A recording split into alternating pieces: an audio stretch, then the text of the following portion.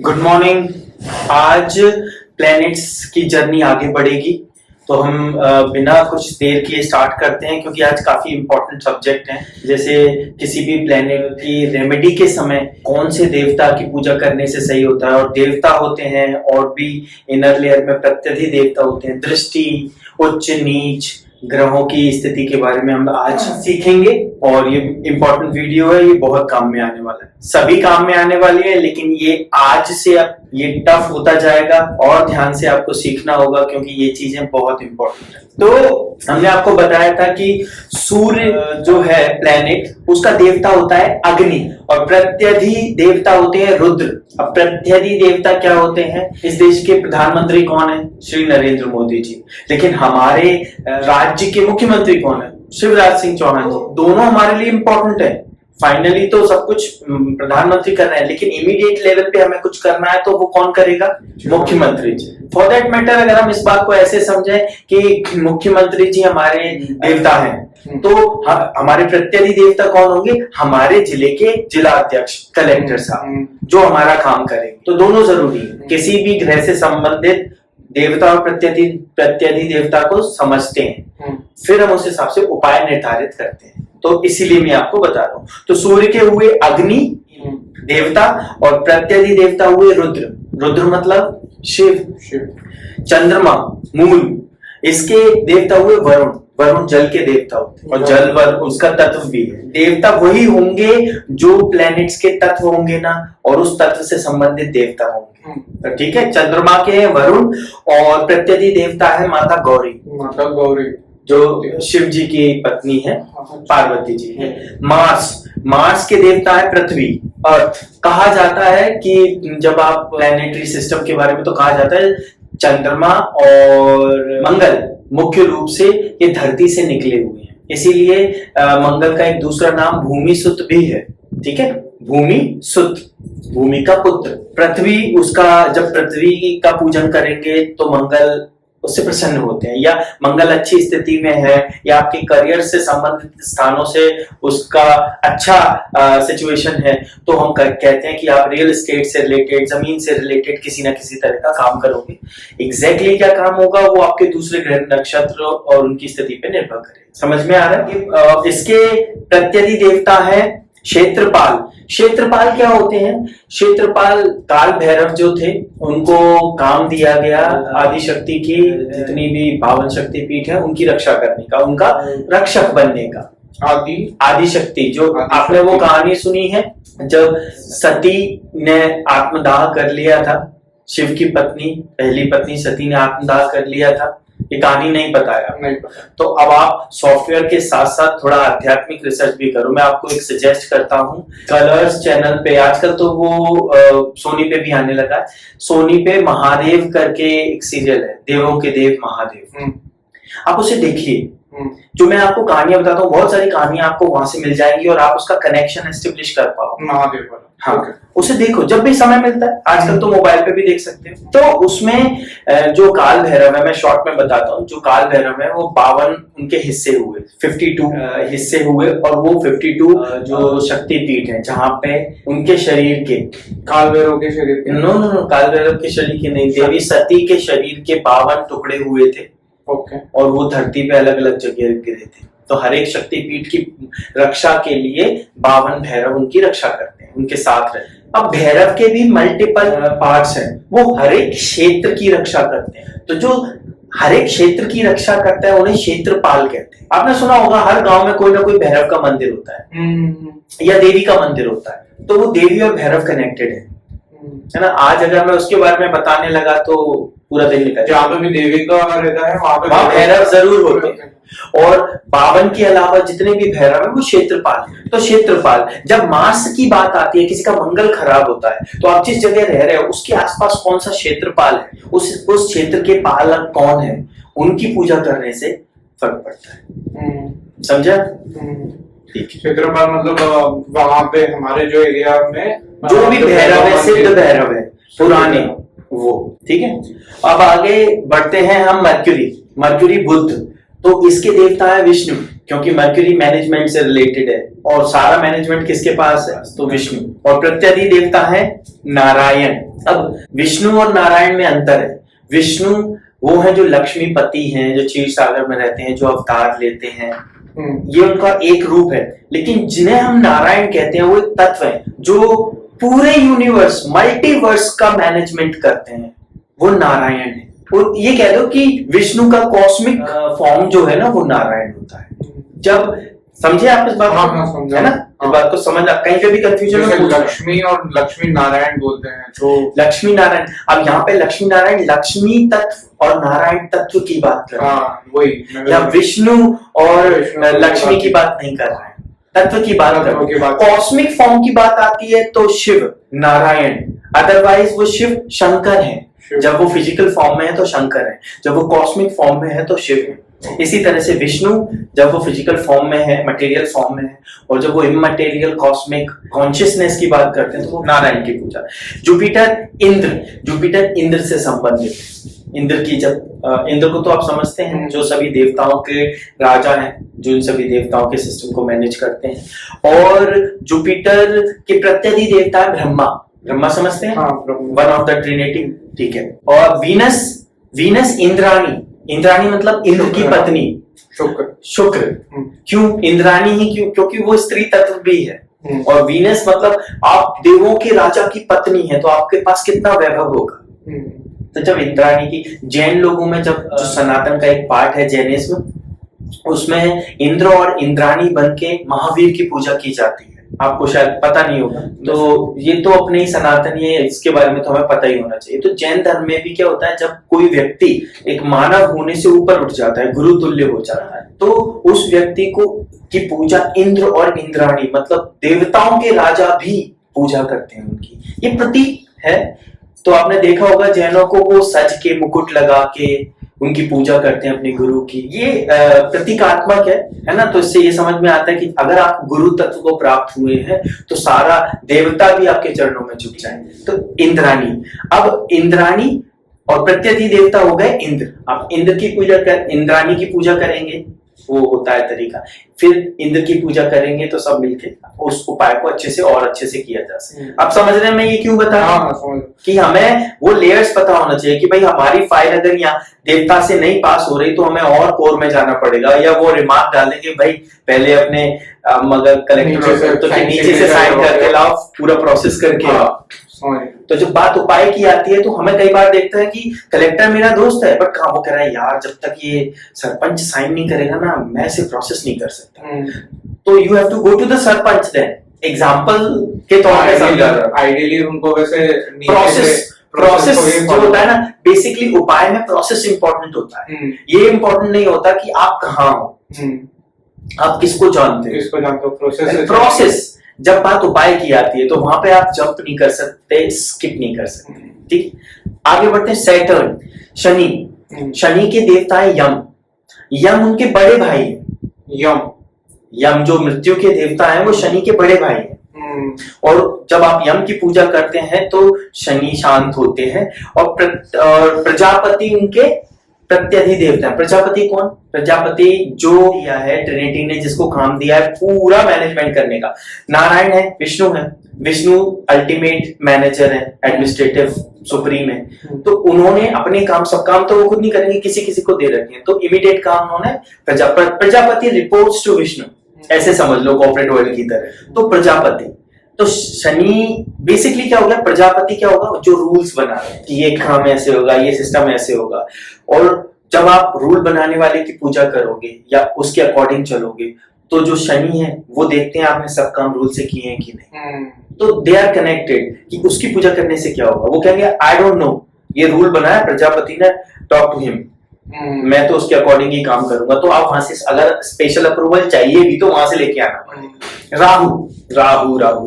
राहु के देवता है जगत माता भगवती दुर्गा, आदिशक्ति दुर्गा। माया को खत्म कौन कर सकता है?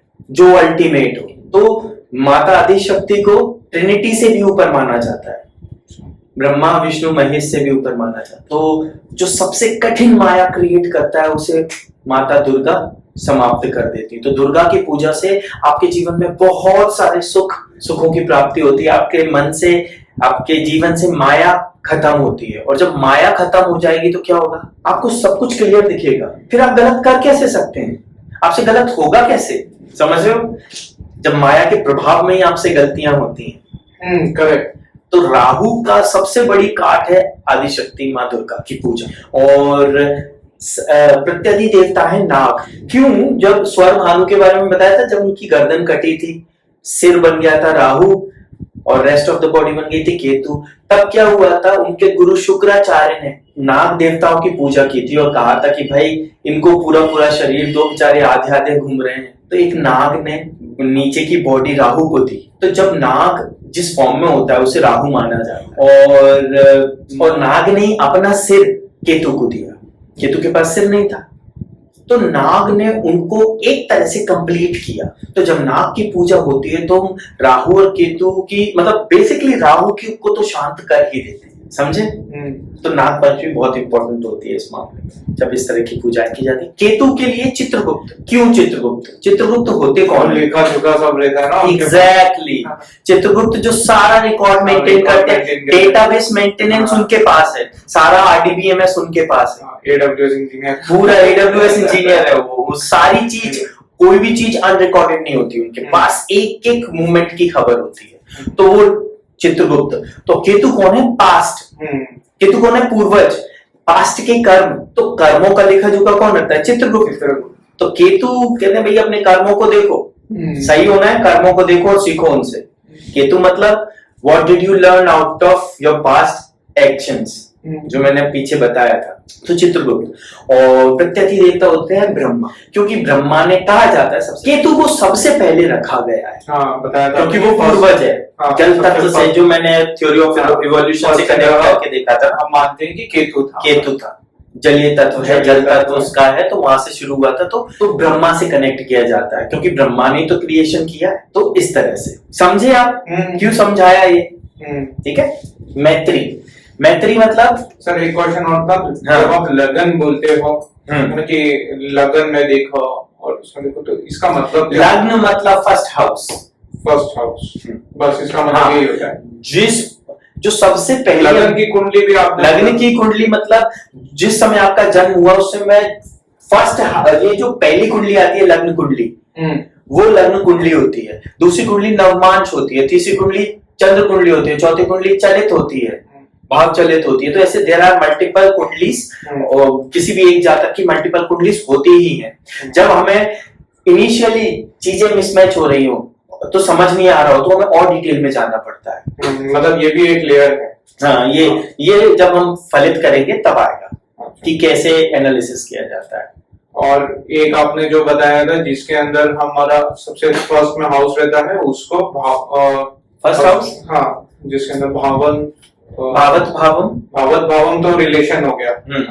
पर उस चार्ट को क्या बोलते हैं? उसे बोलते हैं कालपुरुष कुंडली। हाँ, सबसे पहले स्टैंडर्ड यहाँ पे फर्स्ट राशि फर्स्ट हाउस में मानी जाती है। फर्स्ट, हाँ, जब फर्स्ट राशि फर्स्ट हाउस में हो तो वो जो होता है ना, वो स्टैंडर्ड आदर्श चार्ट बन जाता है। तो सबसे पहले फिर कालपुरुष कुंडली है ना। हाँ। फिर उसके बाद में लग्न की है। नहीं, कालपुरुष कुंडली एक स्टैंडर्ड फॉर्मेट है समझाने के लिए। अच्छा, है ना।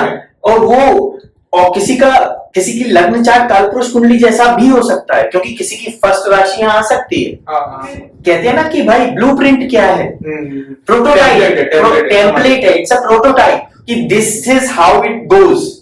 स्टैंडर्डाइजेशन है ये, है ना। बट आपके कर्म कैसे हैं वैसे आपकी लग्न कुंडली निर्धारित। अब हम समझेंगे कौन सा ग्रह किसका मित्र है। तो ठीक है, मित्र शत्रु, मैत्री समझेंगे हम। मैत्री कि जब हम एनालिसिस करेंगे उससे पहले हमें ये पता होना चाहिए कौन सा ग्रह किसका मित्र है, तो हम उसके बारे में कुछ एनालिसिस शुरू कर सकें। तो ठीक है, तो मंगल, राहु और चंद्र देवता में आते हैं या राक्षस में आते हैं? अभी आपको बताएंगे, रुको। मंगल, चंद्र, सूर्य, गुरु, ये देवता में आते हैं, ठीक है।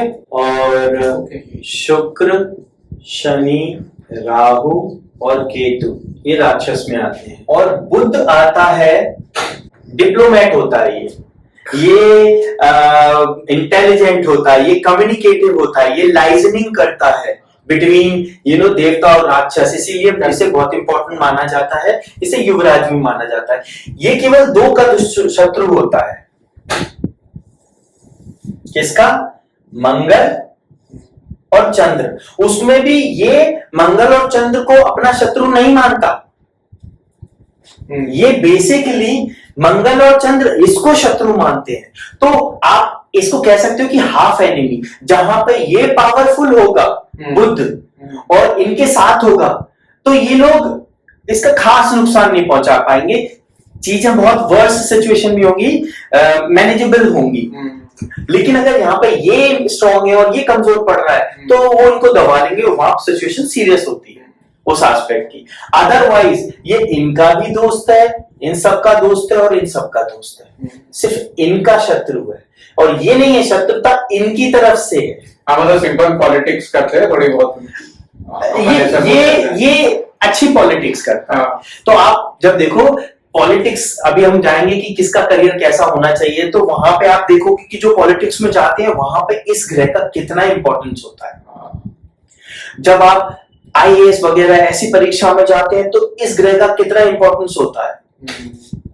और अपन ने जो राशि देखी थी जिसके अंदर कैरेक्टर वो चेंज कर सकते हैं, वो आई थिंक बुध उसका बुध है। तो क्यों है कि भाई आज जो मेरा शत्रु है, अगर समय परिस्थिति के हिसाब से हो सकता है आगे चल के मेरा मित्र हो जाए, उससे मुझे लाभ हो, तो इसमें वो ड्वेल नेचर होता है। इतने सारे अगर ये नेगेटिव इन्फ्लुएंस में है तो ये खराब पॉलिटिशियन हो सकता है, खराब डिप्लोमेट हो सकता है। ये पॉजिटिव इन्फ्लुएंस में है, जैसे गुरु के साथ है या किसी अच्छे ग्रह की दृष्टि है, सूर्य से एक सही दूरी पे है, तो ये बहुत अच्छा काम करने लगता है। ये उच्च है तो बहुत अच्छा काम करने लगता है। इससे रिलेटेड राशि मीन थी सर जो आपने बताया कि बुध की राशि 3 और 6। आप सबसे पहले कालपुरुष की कुंडली होती है ना, उसमें उसे बना लो आप। पहले एक राशि किसकी होती है? सूर्य की, मंगल की, सॉरी, ठीक है। तो पहले वो बनाओ, बनाता हूँ, है ना। मैंने आपको बताया था कि किसकी कौन सी राशि होती है। 2 नंबर राशि शुक्र की, 7 नंबर राशि शुक्र की। आप अपनी खुद की बनाओ कि ये राशियां हैं, ये इसके स्वामी हैं, ये इसके तत्व हैं। आपको पहले ही बता रखा है। ये होमवर्क आपको खुद करना हो। मैं बनी हुई खीर दे सकता हूँ बट उससे तुम सीख नहीं पाओगे, रटना पड़ेगा। और जब आप खुद बनाओगे तो आप सीखोगे। वीडियो आप देख ही रहे हो, मुझे पता है, तो उससे आप जल्दी सीखोगे।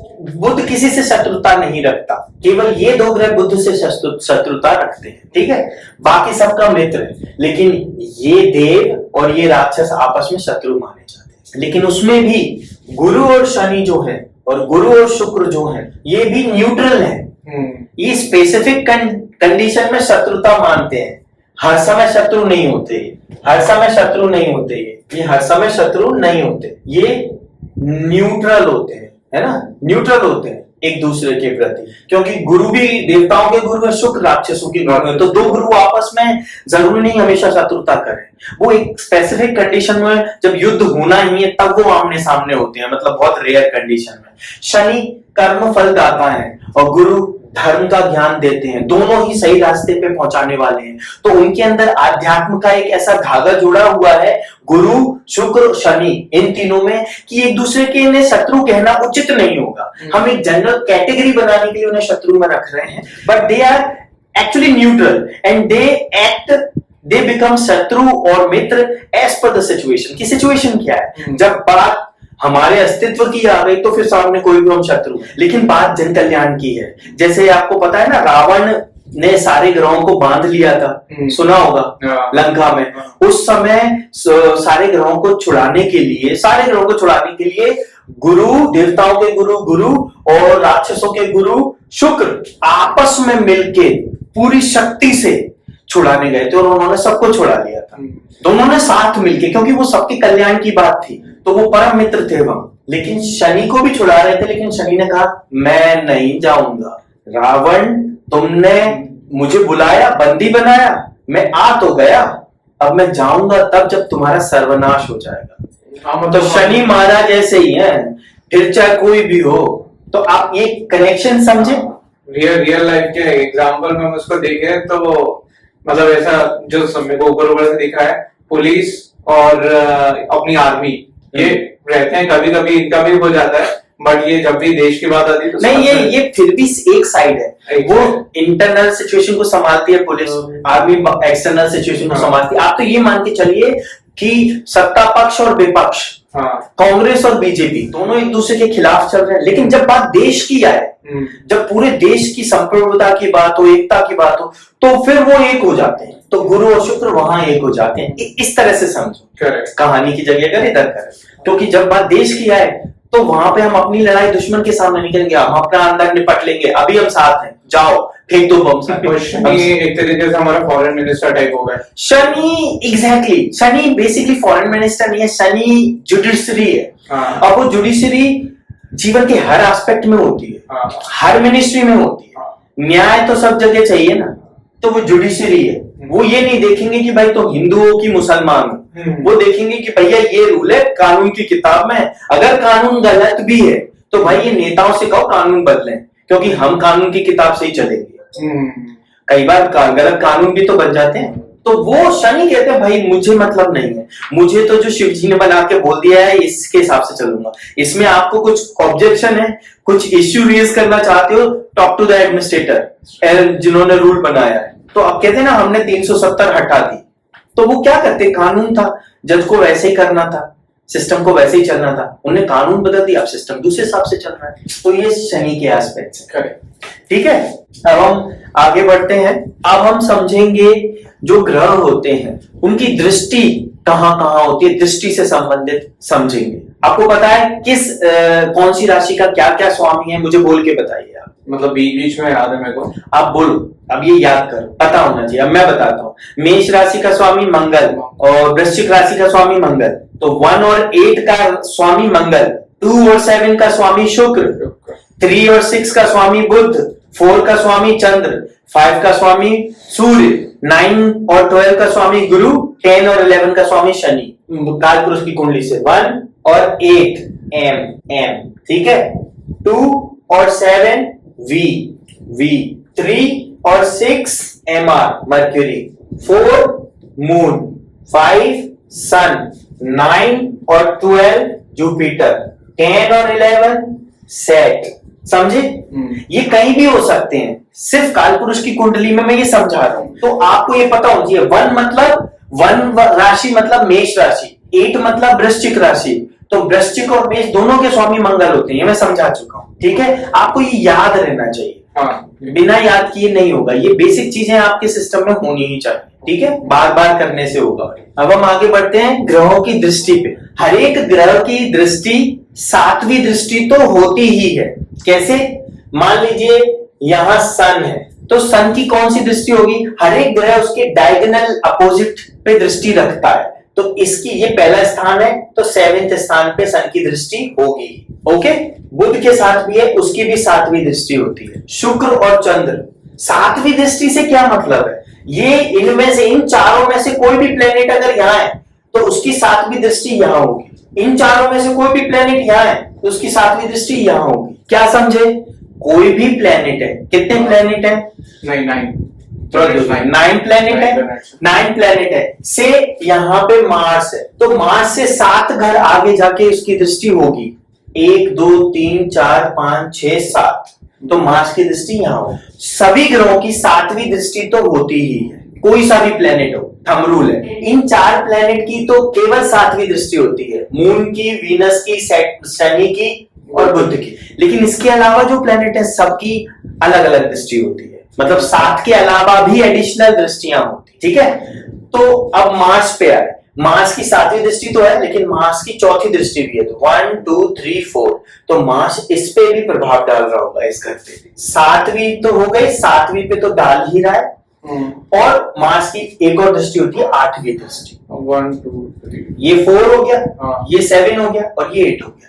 मार्स से 4th स्थान पे मार्स इंपैक्ट डालेगा, मार्स से 7th स्थान पे मार्स इंपैक्ट डालेगा, और मार्स से 8th स्थान पे मार्स इंपैक्ट डालेगा। ठीक है, इसी तरह से अगर यहाँ जुपिटर है, तो जुपिटर की कौन कौन सी दृष्टि होती है? जुपिटर की होती है 5th, 1 2 3 4 5, तो जुपिटर की 5th दृष्टि यहाँ है। 7वीं दृष्टि तो होती है 6 7, तो जुपिटर की 7th दृष्टि यहाँ है, और फिर जुपिटर की होती है 9th दृष्टि, तो 7 8 9, तो जुपिटर की 9th दृष्टि यहाँ है। ओके, आप समझे? समझ में आया? है ना? राहु और केतु, इनकी भी गुरु के जैसी दृष्टि होती है। अच्छा, 5 7 और 9, 5 7 9, ठीक है। अब आए शनि, शनि मान लो यहाँ है, शनि, शनि की दृष्टि होती है तीसरी, सबसे पहले 1 2 3, तो शनि की तीसरी दृष्टि, 7वीं शनि की होती है, तो 1 2 3 4 5 6 7, तो शनि की 7वीं दृष्टि यहाँ आ गई, और 10वीं होती है 7 8 9 10, तो शनि की 10वीं दृष्टि यहाँ। समझे? हाँ, क्या समझे? कि मुझे बताओ कौन से ऐसे प्लेनेट होते हैं जिनकी एक ही दृष्टि होती है, और वो कौन सी दृष्टि होती है? ये जो शुक्र बुध, ये शनि शुक्र बुध, इनकी 7 दृष्टि की, मतलब 7th वाली दृष्टि। ठीक है, इसका फोटो खींचना है क्या? हाँ, समझने के खींचना लिए है। फोटो खींचो इसको पहले, ठीक है।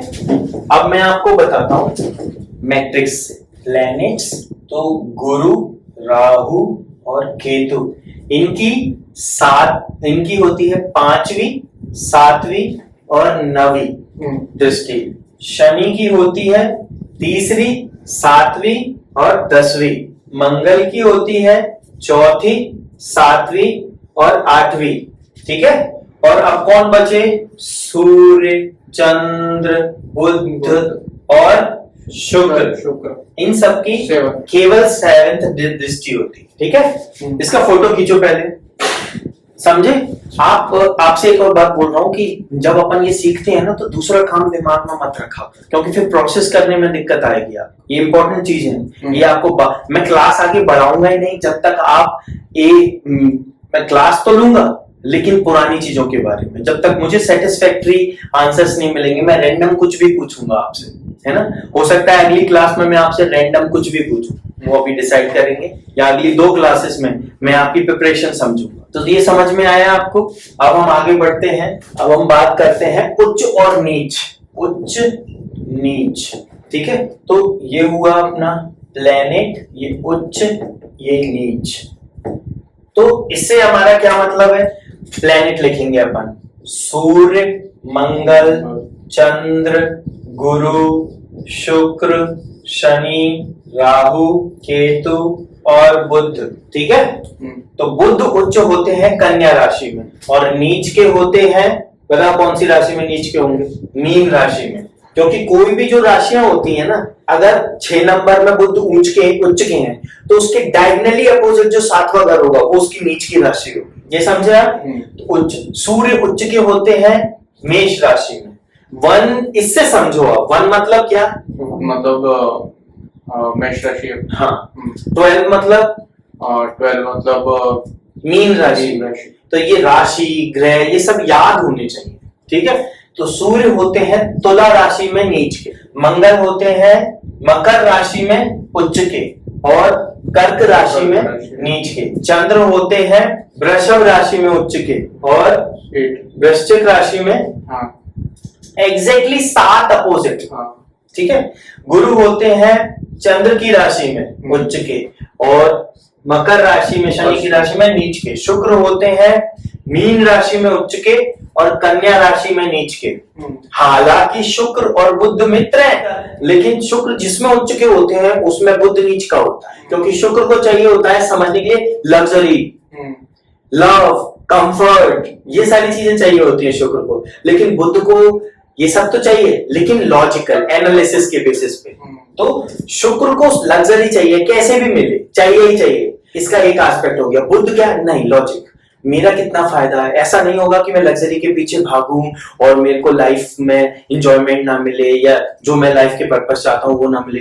तो बुध हमेशा लॉजिकल सोचता है, और शुक्र हमेशा लग्जरी चाहिए, कैसे भी मिले, करप्शन करके मिल जाए, धोखा देके मिल जाए, कुछ भी करके मिल जाए। एक जनरल बता रहा हूं। तो जरूरी नहीं है ये दोनों आपस में मित्र हैं, बुध और शुक्र, तो उनकी सारी बातें मिलती हैं। ये बात समझना, ज्यादातर बातें मिलती हैं इसलिए मित्र। इसीलिए शुक्र जिस राशि में नीच के हो रहे हैं उस राशि में बुध उच्च का होता है, समझे। अब शनि उच्च के होते हैं तुला में, और नीच के होते हैं मेष में, और राहु उच्च के होते हैं 2 राशियों में, वृषभ 2 और 3 में, और नीच के होते हैं 8 और 9 में, और केतु उसका उल्टा 8 और 9 में उच्च के होते हैं, 2 और 3 में नीच के होते हैं। अब आप मुझे बताओ ये कौन सी राशि है? 1 नंबर राशि होती है मेष, 2 नंबर राशि होती है वृषभ, 3 नंबर राशि होती है मिथुन, 4 नंबर राशि होती है कर्क, 5 नंबर राशि होती है सिंह, 6 नंबर राशि होती है कन्या, 7 नंबर राशि होती है तुला, 8 नंबर राशि होती है वृश्चिक, 9 नंबर राशि होती है नहीं, कन्या तो हो गई ना। 9 नंबर राशि कौन सी होती है? धनु राशि। ठीक है। 10 नंबर राशि मकर राशि, 11 नंबर राशि कुंभ राशि, 12 नंबर राशि मीन राशि। तो पहले आप राशियों को याद करो, ग्रहों को याद करो, तब आप समझ पाओगे कि कौन सी राशि में कौन सा प्लैनेट। अगर आपको सीधे समझ नहीं आ रहा है ये किसकी राशि है, कुंडली देखोगे तो कैसे समझोगे कि कौन सी राशि में उच्च है कि नीच है? कैसे समझोगे? ठीक है। तो ये हो गया, ये उच्च और नीच है, आप इसका फोटो ले सकते हो। अब हम समझेंगे डिग्री। डिग्री क्या होती है? ये जो नक्षत्र मंडल है 360 डिग्री का होता है। ठीक है। इस 12 टुकड़े किए इसके, 1 2 3 4 5 और 6, 12 हो गए। तो जब 360 को 12 से मल्टीप्लाई करेंगे तो कितना आएगा? 360 डिग्री डिवाइडेड बाय 12, 30। तो हर एक राशि 30 डिग्री की होती है। कितने की होती है? 30 डिग्री। यहाँ पे ये मतलब ये 30 डिग्री की हो गई। तो जब कोई प्लेनेट होगा वो उस राशि में कितनी डिग्री पे है, उससे उस प्लेनेट की इंपैक्ट देखी जाएगी। बहुत से ऐसे होते हैं जो कम डिग्री पे होके भी बहुत अच्छा रिजल्ट देते हैं या बहुत नेगेटिव रिजल्ट देते हैं। बहुत से ऐसे होते हैं जो ज्यादा डिग्री पे होके अच्छा रिजल्ट देते हैं। वो डिपेंड करता है, लेकिन जनरली जिसकी डिग्री कम है वो अपनी इफेक्ट कम देगा। तो राशि 30 डिग्री की हो गई। तो प्लेनेट इस 30 डिग्री में कहां पे है? कौन सा प्लेनेट? सन कहां है? मान लो वो यहाँ पे आया और वो 10 डिग्री का निकला, 8 डिग्री का, तो वो इस राशि में क्या इंपैक्ट देगा ये बताया जाता है। ठीक है, समझे? मतलब उसमें गया तो बाकी का उसके पास वाली राशि में रहेगा। हाँ एग्जैक्टली, बिल्कुल सही समझे। अगर वो वहां पर 10 डिग्री का है तो 20 डिग्री उसके पीछे वाली होगी या आगे वाली होगी, डिपेंड करता है किधर से किधर चल रहा है। तो अब हम बात करेंगे डिग्री का, डिग्री और इफेक्ट। तो जब 3 से 6 डिग्री किसी प्लेनेट की होती है तो वो 25% तक इंपैक्ट करता है। 6 से 12 डिग्री होती है तो वो 50% तक इंपैक्ट डालता है, पॉजिटिव या नेगेटिव वो उस प्लेनेट पे डिपेंड करता है। उसके बाद 12 से 18 डिग्री 100% रिजल्ट मिलता है, पॉजिटिव और नेगेटिव। ठीक है। 12 से 18%, हाँ, 30% परसेंट नहीं, डिग्री। 18 से 24 डिग्री 50% अगेन। ओके। और 24 डिग्री टू 30 डिग्री 25%। और 0 to 2, ठीक है, 0 to 2 एंड 29-30 डिग्री 0%। 0% नहीं कहते उसे, लेकिन समझाने के लिए, लेकिन बहुत मिनिमल इंपैक्ट रह जाता है जिसे आप इग्नोर भी कर सकते हो, उसे बिल्कुल नलीफाई मान सकते हो। समझे इस बात को? हाँ। तो आज क्या क्या पढ़ा हमने? सबसे फर्स्ट हमने कौन कौन से ग्रहों के हमारे देवता और प्रत्यक्ष देवता होते हैं, देवता कौन कौन से होते हैं। हाँ। फिर हमने क्या पढ़ा? फिर उसके बाद में हमने मैत्री भाव पढ़ा। मैत्री क्या है? ग्रह नक्षत्र, सारे ग्रह आपस में कैसे मित्र होते हैं, शत्रु होते हैं, न्यूट्रल होते हैं, वो पढ़ा। और क्या पढ़ा? फिर उसके बाद में हमने इफेक्ट्स पढ़े, इफेक्ट्स ये हो गए। और उच्च नीच और नीच पढ़ा। कौन सा प्लेनेट किस राशि में उच्च का होता है, किस राशि में नीच का होता है। और फिर हमने दृष्टि पढ़ी,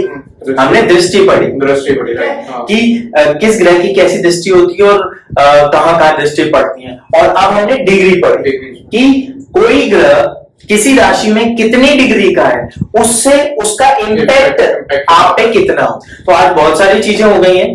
अब हमारी जो अगली क्लास होगी उसमें मैं आपसे क्वेश्चंस पूछूंगा, ठीक है? तो इन सभी चीजों पे क्वेश्चन पूछूंगा। हो सकता है 1-2 क्लासेस इसी पे ही चले, सिर्फ क्वेश्चन पूछे जाएंगे आपसे, तो आप तैयारी करके आओगे।